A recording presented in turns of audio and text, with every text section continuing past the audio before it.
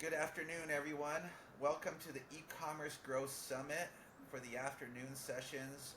We've had amazing morning sessions, lots of great content, and now very thrilled to have Vania Carvalho Moura, an insightful Correct. digital marketer and an expert in luxury sales, join us here. She's at the forefront of transforming luxury e-commerce through innovative strategies that resonate well with consumers today. So we're going to dive into the ins and outs, the playbooks for luxury brands to be successful online. It's going to be a great session. I'm very excited. It's a highlight of the whole summit today. So, Vanya, thank you so much for being here with us today. Really much appreciated.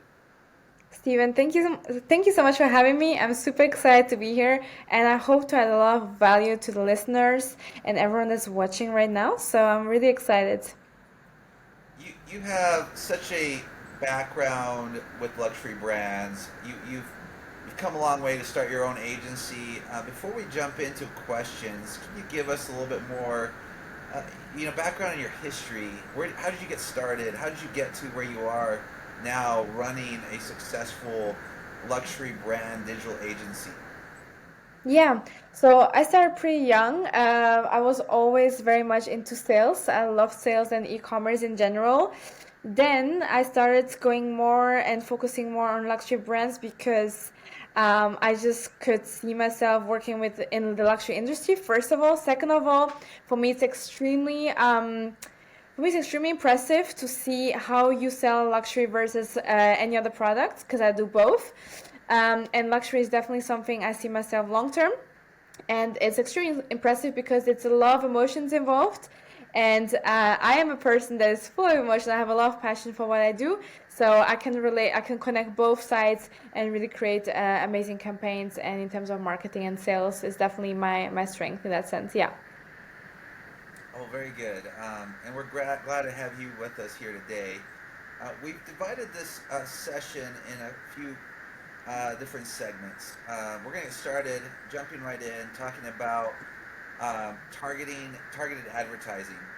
So, Vanya, could you share how luxury brands can identify and leverage the most effective platforms to reach their target audience?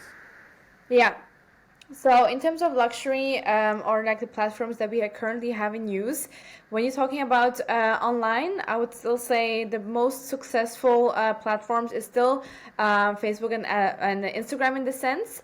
You can use different platforms as well. Now, TikTok is coming more into play, however, not in use for luxury brands as of right now. Besides user generated content and very native content. However, when it comes to paid ads, I would say definitely Facebook and Instagram is still the forefront.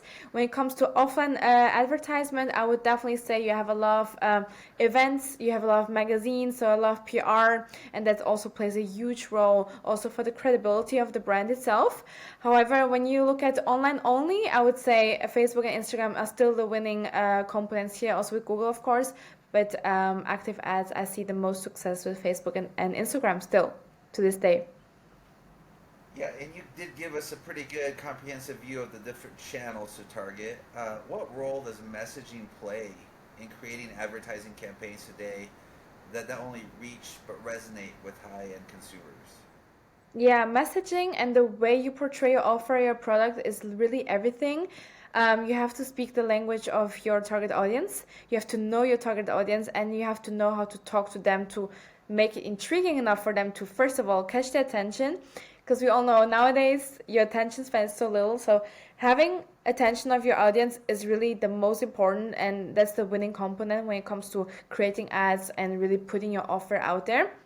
So I would say speaking that language, creating, catching their attention, and really putting an irresistible offer, I would like to call it, in front of them. Be it from the quality of the ad, be it the content of the ad. So really everything plays a role, but it's extremely important that you talk their language first. You know your customer. And you're an expert at this. I'm going to throw in a question about if a brand comes to you, what is the strategy you use to help them identify the right message that connects with their audience? What are the steps you take? That way, the brands listening today, right, have a good understanding of, how do I interact with Vania? So what are some of the steps you take to get them to get that right message? Yeah, so first of all, we create a value proposition. So we really go into what's the value that you add to your customer, number one, and why is it relevant to that specific person. So we turn it around in the sense of not only do we position ourselves in the feed or in the situation of the customer, which is everyone does. I mean, it's the first thing you do, but also it's like what value do you add to their life and why would they it's a value exchange in the end, right? If you see it, if you have that or perception, you can say, why would they exchange something that's valuable to them, which is money or their time or their attention to your brand? What do you give them in return, right? So if you start seeing it like that, you can position your messaging and your value in a very strategic way in front of your ideal audience or ideal customer. So that's the number one, and that's the first touch point to build a strategy, is to ask yourself that question for sure. Very good. And then in your brief or in your strategy, how do you measure success of a targeted advertising campaign in the luxury sector? What are the metrics you use? What are you looking for? Yeah, so we look a lot for obviously the return on investment. So let's say the ROI or the ROAS.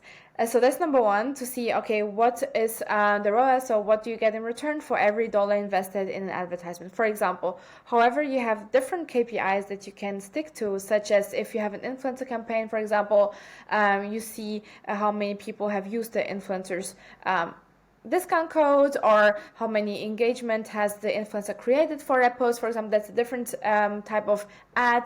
However, there are so many KPIs. We look at the revenue increase, the ROI with every dollar invested, how much you make in return, and also just the brand engagement in general. When you look at the posts or the social media following, how many people are interested, how many engagement, like the percentage has been increased due to your marketing efforts. So that's one of the KPIs that we look at for sure.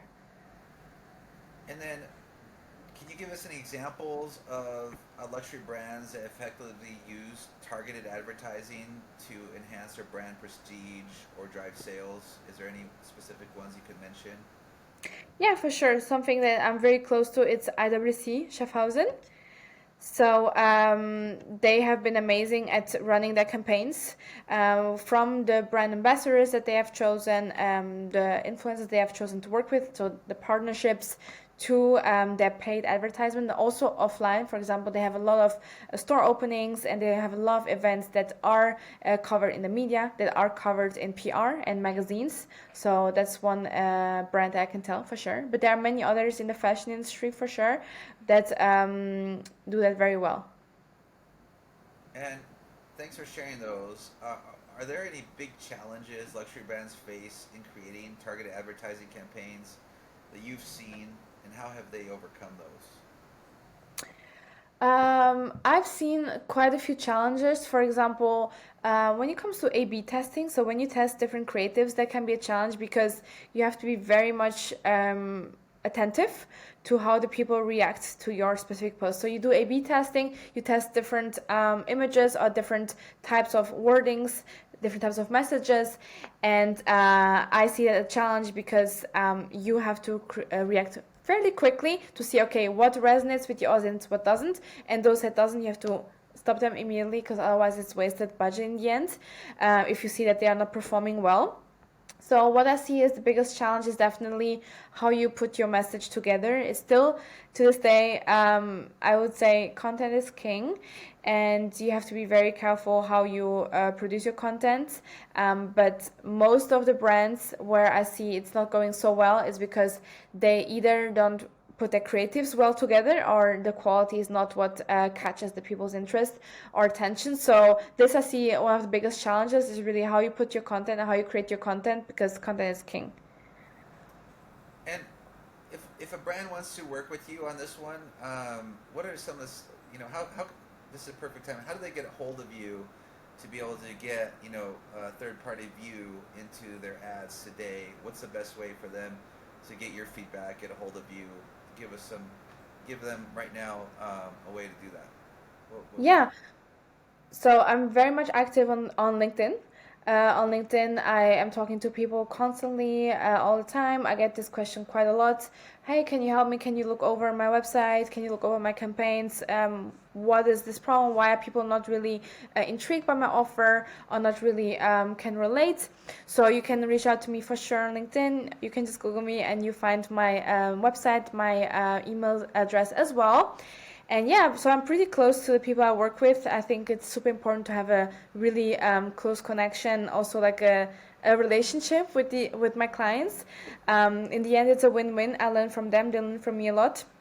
So it's constant growth, and that's why I appreciate it in my job. And what I do is challenging myself and my clients every single day, and having a very solution-driven mindset, and also you obviously have the goal in mind, so you don't lose sight of the goal, and finding always solutions to hit that goal or to achieve that goal. That's my number one priority. Very good. Thanks for explaining that. We've gone through digital targeted ads. Moving on to the sales funnel. Vania, how should luxury brands structure their sales funnel to captivate shoppers from awareness to purchase? What are your recommendations? So when you definitely have a few different sales channels, from starting from, okay, let's say you have three categories: people that have never seen your brand before, people that have seen it but never interacted, and people that have already interacted, such as purchased or clicked on your website, but yeah, are just already warm leads or warm clients in that sense, or customers. So you have, first of all, these three categories. Number one is to keep that in mind. It's very important because you target different categories by having three channels and three funnels, in a sense, in your marketing. Number one. And number two, I would say you have to do it in terms of, okay, do you want to educate about your brand? Do you want to offer them immediately something that's irresistible? So you have a few options there. When I say moving a client or a customer through the sales cycle, it really depends. Again, have they heard of you or not? So let's say the scenario, they have never heard of you before, but you want them to interact with your brand, or you want them to visit your offer and really see if they would be interested or not with their behavior on the internet or on your website.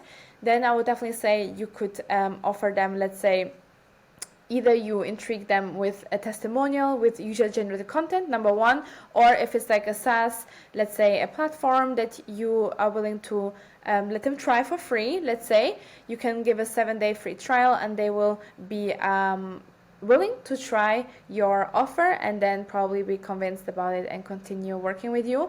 But there are, again, three different categories, so it's pretty much diverse. You just have to see who are you talking to. Again, it's very important.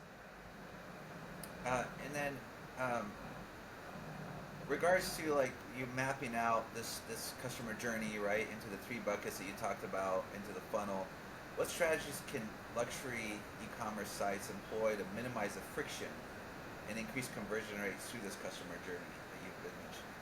Yeah. So what I've seen working very well is just facilitating the purchase itself. Online shopping, or let's say e-commerce, is becoming more and more popular also in the luxury industry. So spending a few thousand is pretty much normal now. Do it online just with a robot or just with a salesperson that is behind the laptop, right? So that's number one. If you want to remove the friction or all the risk from the customers, first of all, have a good policy in place, such as, can they try the product at home? Do you take away their risk? Do you cover the shipping? Number one, that's the most important. And second, have the necessary team in place and platform to give them the assistance that they need to make such a decision, right? So let's say you have a live chat on the website, have a customer support that is extremely well available, so that the client feels taken care of. The client feels like, okay, I'm in the right spot, I don't take any risks, and I get the most amazing offer through this website. And as a client may be looking at, wow, mapping out my journey, trying to figure out the steps, the best offers. Um, what kind of services do you offer to help them navigate this, to get this process right? Because this could lead to a lot more sales and conversions if you can get the journey right for different experiences. Tell us a little bit about the methodology you use to work with clients. So I'm working with a done-for-you system, so it's very much individual. We don't have a template that we use for every single brand that we work with, so that's something that I decide when I jump on a call with my potential clients. I first see what are they needing, and I obviously have the resources in place to provide specific services, so depending on what they're looking for. Sometimes they have a team in place, and they just really need consulting and really need advice in terms of how can we use my resources, because I'm already paying for my team, but somehow we don't get the results. So that's where I come in place 100%. On the other side, they say we don't have no one in-house, but we need this kind of service. Then I allocate my team, or I have the contacts in specific countries to allocate to the brand itself to make it grow. However, what I see 80% of the cases is really me and going in and fixing, or let's say moving around a few components that make a drastic difference in terms of revenue, such as where are you wasting your money at, what are you currently doing wrong with your ads, or what is currently hindering more purchases through the website that you're currently not doing. So it's mostly based on a done-for-you system, for sure, in this case. And with your experience, how do post-purchase experiences fit into the effectiveness of the sales funnel for luxury brands? It's everything. Post or pre, like after sales, is super important. I could talk about it for like an hour, but I'm gonna make it very short. It's important because first of all, you build a client connection. You build a relationship with the client, so you actually build a brand. So you have a brand, obviously, but you build a long-term brand and a community where the clients want to be part of your maison. And second, it's just the after sales is as important as the sale itself. I always say is asking if everything is all right. You have the warranties, of course, for different products. You have the 30-day return policy, so you're constantly in contact and making sure that everything is all right, because this not only increases the loyalty, but the client will come back at you because you delivered the service that is expected from a luxury brand. So it's extremely important, and it's part of this. It's like basically having a sale, the after sale. And Vania, if you had to say the top 3 things or 4 things a brand can do to improve their post-purchase experience based on what you've seen in other brands, what would they be? What would be the first, top 3 things that they could start doing right away? Is having a great CRM in place, tracking your customer, and having a good CRM in terms of the details, so the customer knowledge rate.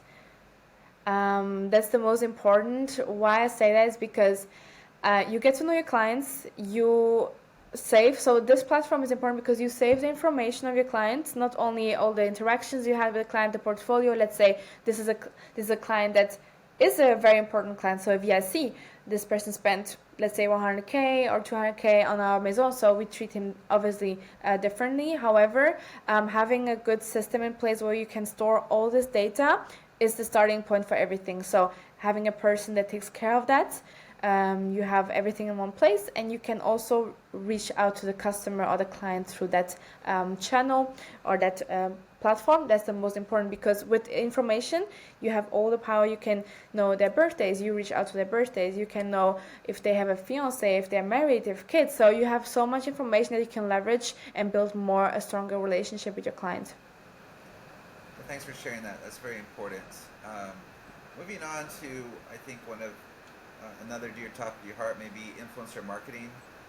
Influencer marketing is a powerful tool. How should luxury brands go about selecting the right influencer to represent their brand? I've seen very great partnerships, and I've seen partnerships that were very destructive for the brand itself. What I see is like use the people, or like make or build connections or relationships with influencers, with the people that you want to reach a target audience that follow this specific person. Let's say you are trying to target people, or like a target audience that's extremely into, let's say, Formula One, right?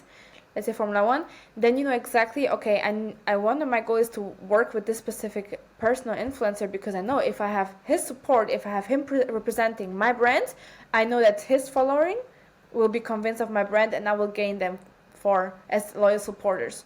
And that's how you should look at it. Like, what's strategically, what's the liaison, so what's the connection to between me and the people that follow this specific person. Do I want them to be supporters of my brand? Can they relate to my brand? So it can be very strong. You can build very strong relationships with influencer marketing. It can also be destructive though if you don't choose wisely who you're working with. It can harm your reputation, because if the person doesn't represent your brand well, or if there's any misalignment. So yeah, but it's extremely important. Yeah. And if you had to give like 3 points of advice on picking the right influencer, so that you don't have that destructive component you mentioned, Yeah. what would you recommend to someone as they're going about picking influencers? I would say, first of all, I would really start with who follows the specific person, what is their audience, and what are the values of the specific influencer. Is he disciplined, or is he known to always be for bad reputation in a newspaper? I mean, these two can be famous people, but famous for very different things. So, what is he famous for? Is this specific influencer famous for his hard work, his creativity, his values, his mindset, or is it only because he was posting nonsense and being entertained, which is nothing wrong, of course, but you have to see what you want to connect to your specific brand and who you want to be representing you and your brand and your identity, right? So it has to be a match, and it has to be a strategic continuation and expansion of your brand, but in the direction that you want to go to long term, and not just because you get a certain type of audience. It doesn't mean that it's a fit. And as you're budgeting, as you're selecting the influencers, as you're running these campaigns, how do you measure the ROI of an influencer marketing campaign in the luxury sector? Yeah, so you have it's very much the same as with non-luxury industries or products or services.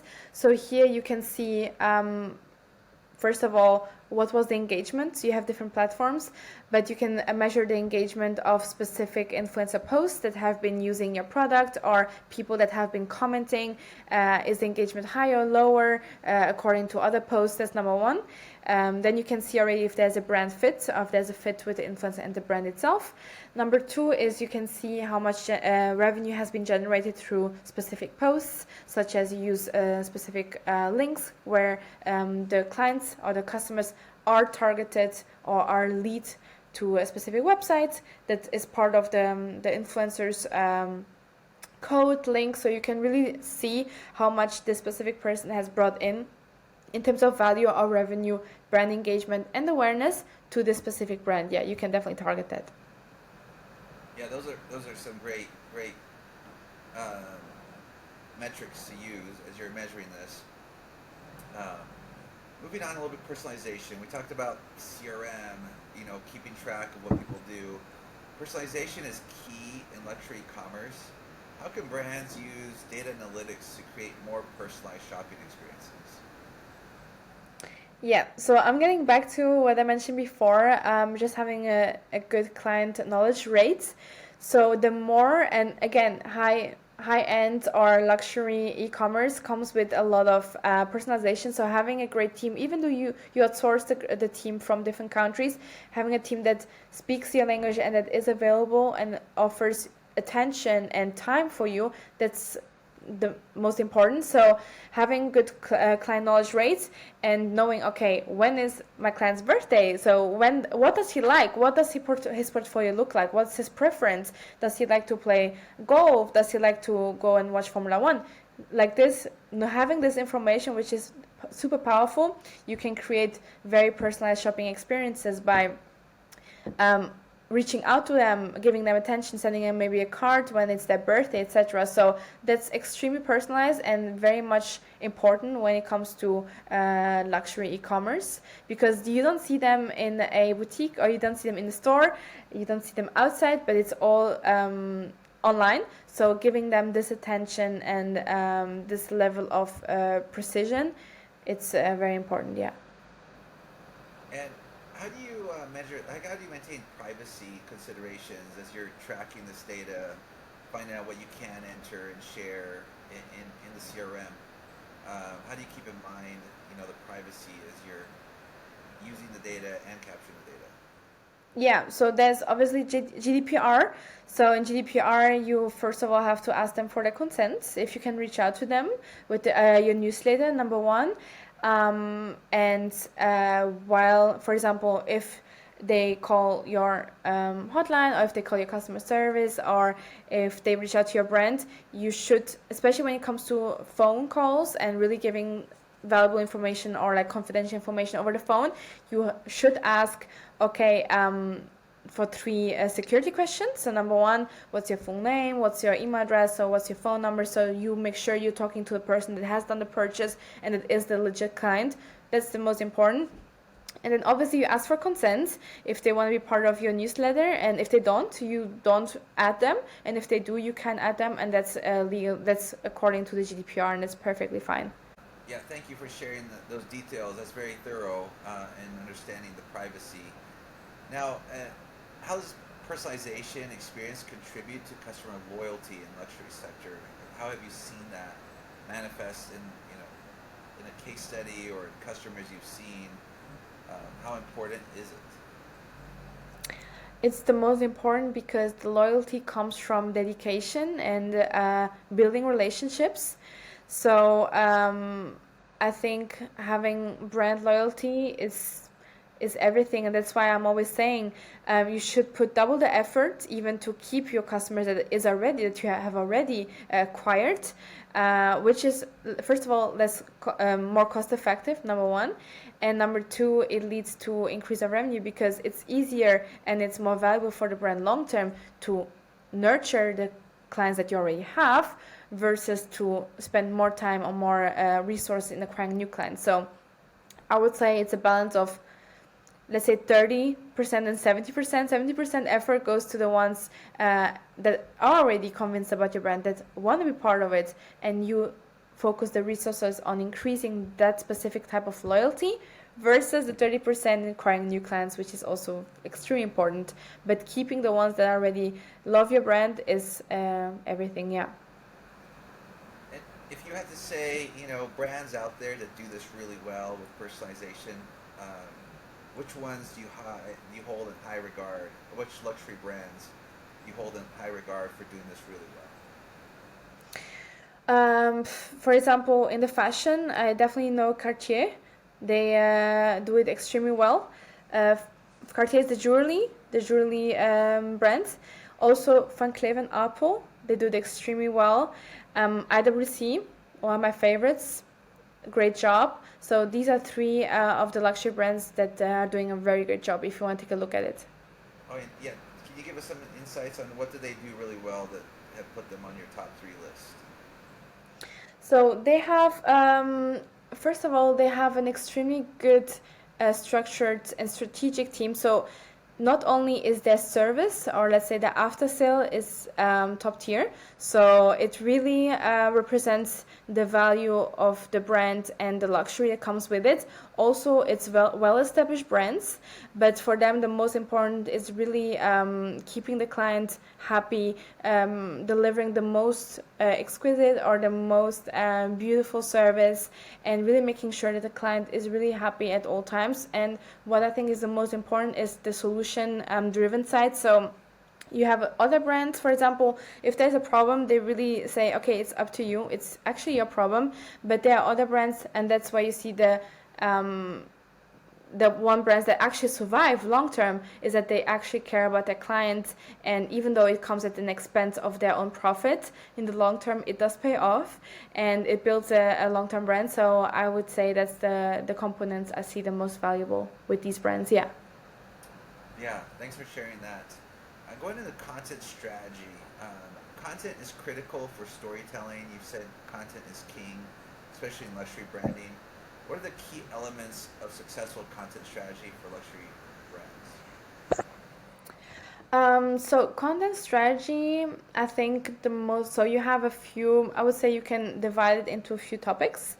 You first say educational content, then you say aesthetically pleasing content. Number two, it's beautiful to look at, but it's not really much behind in terms of education or information. And then you have the testimonials or the user-generated content. We know that UGC has been booming the last 2 years. It's one of the most important, and it's a must for every single brand, be it luxury or not. Having people or displaying people being enthusiastic about your brand, explaining their experience with it, seeing them wear it, seeing them looking good at them on them. So these three, I would say, is part of your strategy, but also depending on the origin of your product and service. Having educational or some content that is educational is also important in my opinion, because it does give the people that have never heard of you a good insight of what you offer and what the brand is about. This is great. Any playbooks you have as brands are trying to create these three types of content you mentioned? What advice you have as they're, as they engage with you, as you help them out? Explain your processes a little bit, so that way brands listening, companies listening, can be able to go in and say, oh, this is how I would expect to work with Vania as building out my content. Yeah.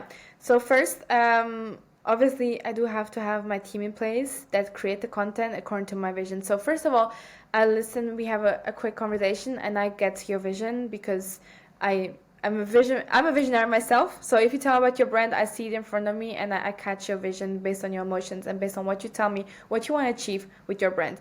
So from being a brand palette to the imagery to the quality, etc. Right? That's number one. Then I look at what you're currently doing. So if I see that it does not represent the vision that you have whatsoever, I show you a few examples in terms of, okay, is this the direction you want to go in? And we start creating for you. We start potentially doing a different types of how you talk to your clients and what you focus on when you put your offer out there or service.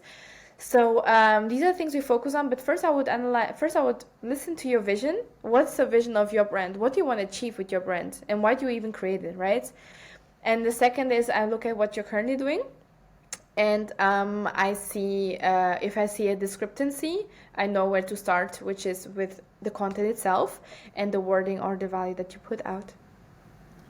And then talking a little bit about audience connection, how can luxury brands use content to enhance their brand appeal and connect with their audience? What's your So the thoughts there, and how do you yeah, do the it to content, help them?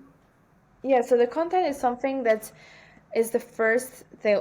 If people are using social media when they're scrolling, the content is the first thing they see about your brand, right? So first of all, it has to be representative according to your brand guidelines or what you want to portray, right? And the content is something that people can relate to. Let's say you have a Instagram, or let's say you have a TikTok page, right? People follow you because you consistently stay true to your brand vision, right? So that's number one. So consistency is extremely important, and relatability, that's also a KPI, or let's say a measure that you can use. How relatable is your content to the people you want to speak to? Do you actually put out the quality, the images that they are intrigued or they are connected to, or that you can build a bond with them? So content is really the most important, especially when it comes to the touch points you have with your audience. Yes. And do you do any exercises to get a better understanding of the audience, and then what are they expecting from the brand? How do you get that audience feedback to build better content? What strategies have you used, or do you recommend brands using when it comes to luxury? Because I'm sure a lot of the luxury audience or the customers don't want to be inundated with a lot of questions. So how do you go about extracting that feedback? So that comes with experience, number one, and A/B testing. I mentioned that before in the first few minutes. A/B testing, first of all, is you see how your content performs with the audience. So you have the data for yourself, because in the end, it's your ad account. So you can always reach out or look and retrieve the data to analyze the decision. However, no, we don't work with surveys or anything like that. It's really based on experience and A/B testing and seeing what, again, you have to also have an eye for it. So you know what your audience is looking at or is craving or wanting from you, because you see what has been working very well in the past, and that comes with the testing. You put a certain let's say categories out there or certain different directions, and then you see what performs the best, and then you double down on it, because you know, okay, this is the type that my audience wants to see and connects with the most or the easiest, and then you have a way to go from there. So I would say 2 components is experience and A/B testing. That's very good feedback. Very good insight into luxury, getting audience feedback for luxury products. Touching a little bit on video, what role does video content play in luxury brand strategies? Video content, I mean, you have to have both, but video content is increasingly more and more important. I think I would say more important than even images, even though images can perform very, very well, also static images, if it has a catchy phrase or a catchy image. But video is important because nowadays, if you look at the evolution of how we use social media, we, especially now with the boom of TikTok, we like short formed videos a lot, and we like engaging videos. So in the first 3 seconds, you have to catch the attention, otherwise the customer is gone. That's a rule of thumb that you can keep for yourself, and you have to catch the attention. So saying something that is maybe super controversial or having a different approach, so you can catch the attention. Again, do what other people are not doing, and the 3 first seconds for video form is the most important. Again, we love being entertained, we love watching videos, and it's easier for us than reading a text or following a long paragraph. So video is becoming increasingly important, yes. And if you had to break down a little advice on brands trying to create a good video, right? What advice would you have for them that they should take as they're engaging and creating more videos? Yeah, so authentic videos. So I would say if you're starting from scratch, completely from scratch, you need authentic, like people talking about your brand. I would not even focus on the educational part per se, but you can combine having a testimonial, having someone that is absolutely convinced about your service or is talking about the experience, putting it in a short format, catching the attention in the first 3 seconds, and starting with the testimonial, but also merging it with the person explaining what you actually offer. I think that's the perfect like combination to start with. Good advice. How often should luxury brands refresh their content to stay relevant and engaging? What's your suggestion? It depends on the brand itself. However, luxury, I mean, they put out every single day there's content being performed. However, when it comes to, let's say, medium, or let's say luxury, but someone that is not established for, like, let's say 20 or 30 years, I would say you can refresh and test new content every 3 days. Every 2 to 3 days is a good like a rule to create new content and really organize your week based on the content creation.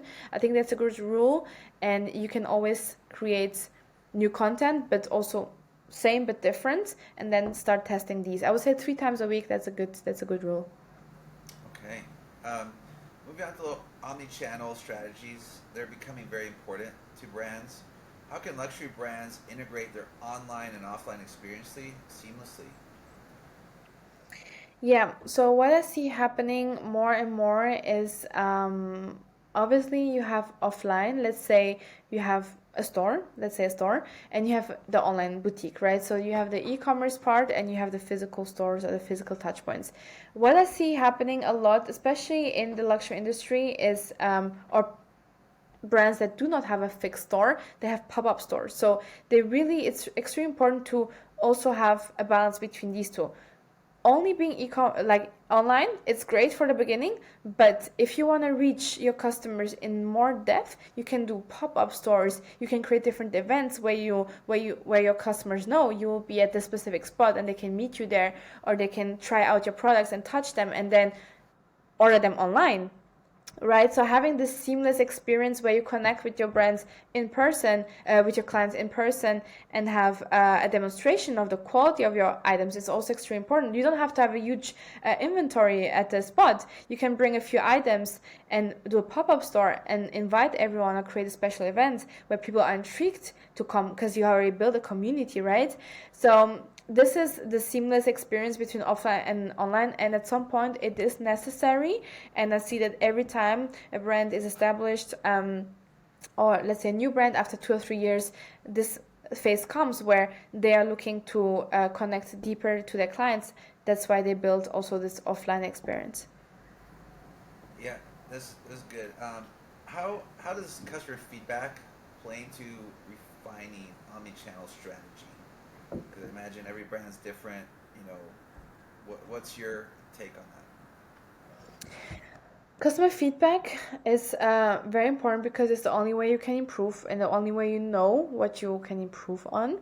So when the client says, for example, listen, this is extremely inconvenient for me, or this is hindering me from actually looking up different alternatives on your website, or I'm kind of stuck because this is extremely unclear for me, then you know, okay, I need to change either my website structure, either the options, either the search engine on my website itself. So customer feedback is the first touch point to know, okay, how can I improve my business? And having again a team in place that takes the feedback and implements it right away, it's crucial.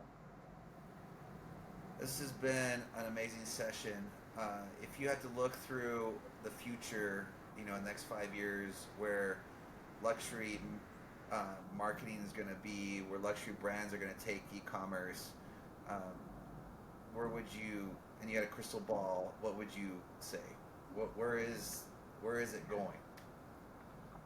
I see it going into, there are luxury brands that have applications where you like kind of AR, where you can see different products on your wrist, like different watches. You can see different jewelries on yourself. So I see it going a little bit that direction. I see e-commerce becoming strong and strong in terms of luxury sales. Number one, people are not afraid to spend a few thousands just with their Apple Pay or on their website. Number one, I see there huge potential. Number two, I see AR or just very much animation or like yeah, 3D, 4D. I see that happening a lot in the websites, and really having this interactive relationship with the client, so the client can interact with your brand very much in a realistic way online. And I see that going forward from here. Yeah. Yeah, I can see that as well. Any last advice you have for those listening, that you didn't get to? I mean, we touched on tons of topics, but any last advice you'd like to give the audience today? Yeah, if I would give one advice, is that's one thing we didn't discuss, is definitely that luxury is emotion based. And I always say the more expensive the product, the less it is about the product itself, but the more emotional it is the reason. So really figure out the why behind why the people or why your clients want to buy your product. What does it give to them in an emotional way? I think that's the key. It's not always functional, especially when it comes to luxury. It's an emotion based business and offers as well. So connect with the client, and that comes with the client knowledge rate. Knowing or understanding why he wants to purchase your product is the way to make the sale in the end, which comes with marketing, of course, and the way you talk to them. But yeah, I would say focus on the why. Why do people want to buy a product? And then you can easily relate to them or connect with them. Yes. Well, Vanya, it was very insightful. You're an expert in the space. Brands were looking to sell their luxury products online. They're trying to improve sales of their luxury products online. They're trying to improve their perception, multi-channel, online, offline. Uh, you are a go-to person for them, and we appreciate you taking that time to being in the session with us today, for going so much in detail across all elements of their marketing play. and the strategy. So thank you so much for joining us today. Thank you so much for having me, Steven. And if there's any questions or anyone wants to reach out to me, please feel free to do so. I'm very active on LinkedIn and on my email, so no worries about that. Very good, and we thank you, the audience, for participating. I know many of you are going to be asking a lot of questions afterwards as you download and view the session. So we appreciate you and your participation. And then, Vanya, if you want to stay on right after, we'll end it here. But we thank you, everyone. Thank you very much. Thank you.